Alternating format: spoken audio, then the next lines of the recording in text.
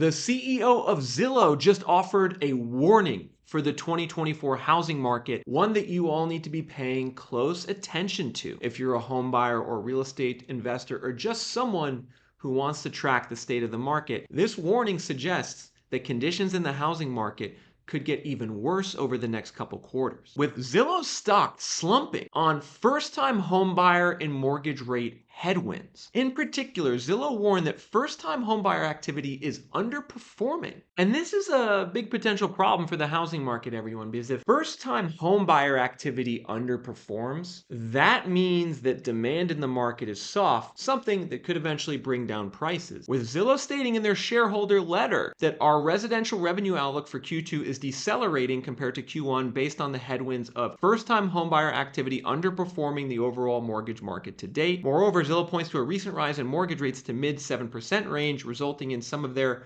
premier agent realtor partners taking a wait-and-see approach on the housing market. And no doubt, both of those trends are related to just how unaffordable it has become to buy a house in America right now. The costs of buying, when you consider the prices of the homes and the mortgage rates, they've just skyrocketed out of control the last several years to a level that a lot of people are just saying, I'm not interested. Right now in America, everyone, the average first-time buyer, you're gonna have to pay close to $2,800 a month for your mortgage payment, taxes, and insurance if you buy a house. What you can see is almost double what it was prior to the pandemic. So the cost of buying a house has doubled from its pre-pandemic levels and is also significantly higher than it was at the 2006 bubble, the dot-com bubble, as well as in the early 80s when mortgage rates were 18%. Your monthly payment back then was around $900 a month. Well, it's triple that amount today. And so those sky-high payments, they've put the housing market on ice.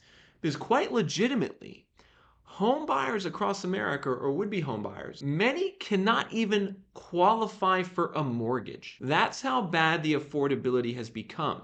And so it's not even as if like many people are choosing on their own will to just not buy a house. It's more like many people simply cannot even scrape together the down payment or afford the monthly payment. The level of mortgage applications to buy a house now down at their lowest level since 1995. And this graph, it represents the mortgage crash that I've talked to you guys a lot about over the last couple months. There's just very little interest in buying a house with a mortgage to the point that the application level today, it's down 15% year over year, but it's also down 50% from pre-pandemic norms. So just from even 2018, 2019, there's 50% fewer people applying for a mortgage to buy a house. And this is kind of what Zillow was referencing in their shareholder letter. We're seeing tepid mortgage application demand for first-time buyers. So what does that mean for the housing market in 2024? Are we finally going to see the home price declines that we've all been waiting for? The home price declines that are going to bring the market more into affordability. And encouragingly, we are actually now starting to see lots of sellers begin to cut the price in the housing market this spring. This has been a kind of surprising trend. Normally, we don't see sellers cut the price in April or May. That's not normally what happens, but it's what's happening this year. Data from Redfin showing that the share of listings with a price drop through the end of April was 6.2% for the week, or 24% for the month if you make that a monthly figure. You can see that this price drop rate is the highest that we've seen in the last 4 years, and it's very uncharacteristic for this time of year to have this many price drops. Now, of course, one of the reasons why we're having so many price drops this spring is because the sellers on the market are still very diluted in terms of what they're asking for their houses.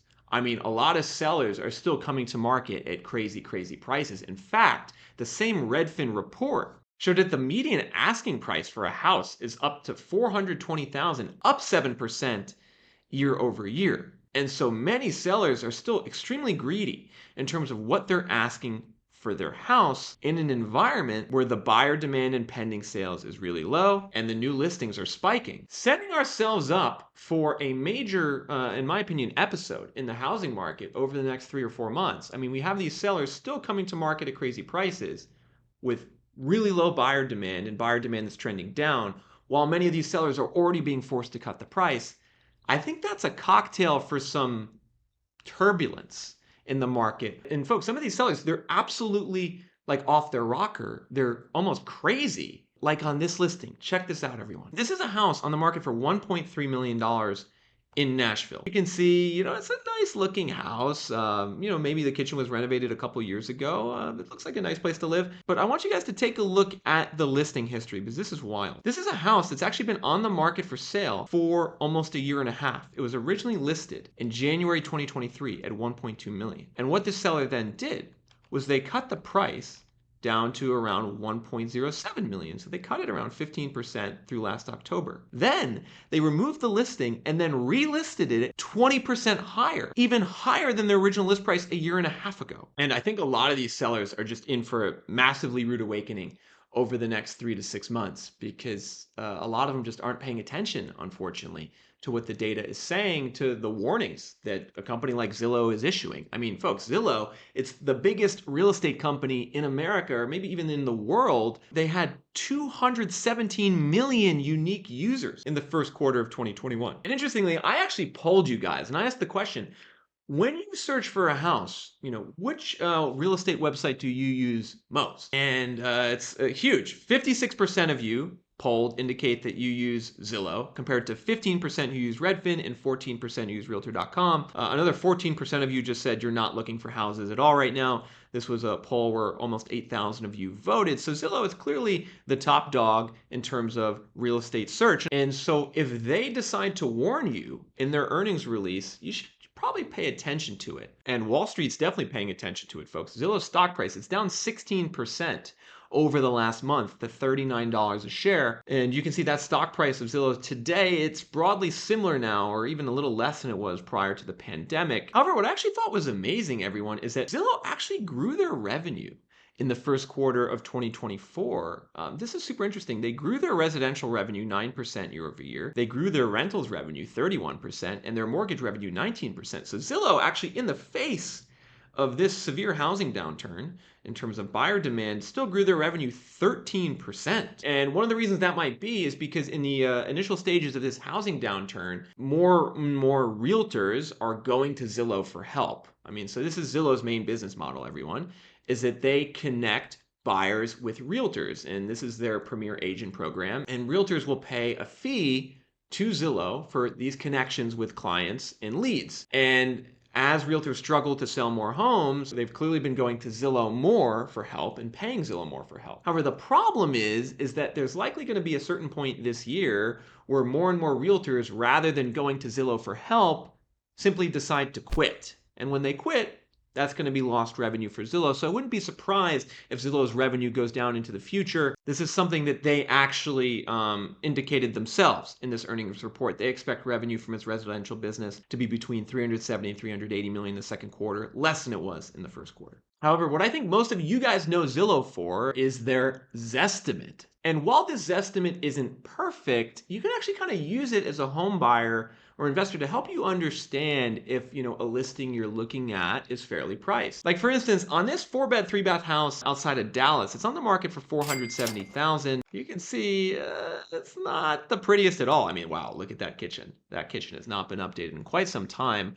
Off the bat, I'm saying to myself, $470,000 for this house. I don't think so, but let's see what Zillow thinks. Well, you could see Zillow thought this house was worth about $390,000 prior to it being listed, and then it was listed up to $470,000. And so, when you see something like this as a home buyer or investor, where they just list way above the Zillow value estimate, I say to myself, hey, this seller, they're being a bit greedy right now. Even if you assume, yeah, okay, Zillow's home value estimate, it's not perfect. Hey, why are we listing so high here? Predictably, there's very little interest in this house. You can see it's been on the market 22 days. It only has 13 saves. So if the seller of this house, if they want to have any sniff at selling this over the next couple months, they're going to have to reduce the price significantly. And so you can use some of those indicators on the Zillow listing, like the number of saves, like the value estimate, kind of get a feel for what's going on with that listing. But more broadly, what I would encourage you guys to do is to understand the overall trends in your local housing market, because there's massive differences right now in what's happening in different housing markets. We're in a, what I would call, hyper-local real estate market right now, where certain areas of the country are undoubtedly in a downturn, inventory spiking, prices are going down. Other areas, not so much. And you need to understand what's happening in your area. Like, what's happening in your zip code right now, folks? Because if I go on Reventure app here and I just search where I live in Nashville, and we look at the year-over-year change in median listing price, which is actually a data point that comes from realtor.com, we could see, wow, there's quite a few zip codes here in the middle of Nashville where the listing prices are going down, potentially going down by a lot, close to double digits. Moreover, if we look at the inventory trends, we can see inventory is spiking in a lot of these zip codes. And actually here on Reventure app, I developed a metric called the home price forecast score. And this metric kind of gives an indication of the trends in the market and where the data is saying prices are heading in the future. And if the score is below 50 for your zip code, like here on the east side of Nashville, this score is a 35, that's indicative of an area that's shifted to a heavy buyer's market. And of course, everyone, predicting and forecasting home prices is not an exact science. However, having a fundamental understanding of the trends in your market is so important because it's going to help you make a more educated determination about whether you should buy right now or whether you should wait. And the broader idea that I'm having is that, like, in the metros with the lowest home price forecast scores, these areas in blue, you would probably be better served taking your time looking in these markets, not rushing into it, maybe waiting for the fall where there'll be more price cuts. Meanwhile, in these areas in red where the home price forecast score is still high, we're going to have more stable prices in these areas. You're less likely to see a big cut or a big reduction in the next 3 or 6 months. And to track that home price forecast score for your city, neighborhood, and zip code, head to www.reventure.app right now, where you can track that score every month and see, in the case of Dallas, Texas, why it's becoming more favorable for you as a buyer. It's becoming more and more of a buyer's market every month due to the underlying trends in price cuts, inventory, days on the market, and mortgage rates. You can track that price forecast data monthly and historically by becoming a premium member on Reventure app. You can access that premium membership on the pricing page, sign up for the monthly pass. Ultimately, this is a pretty affordable price for peace of mind in your home purchase decision. So head to www.reventure.app and educate yourself on the home price trends in your market today.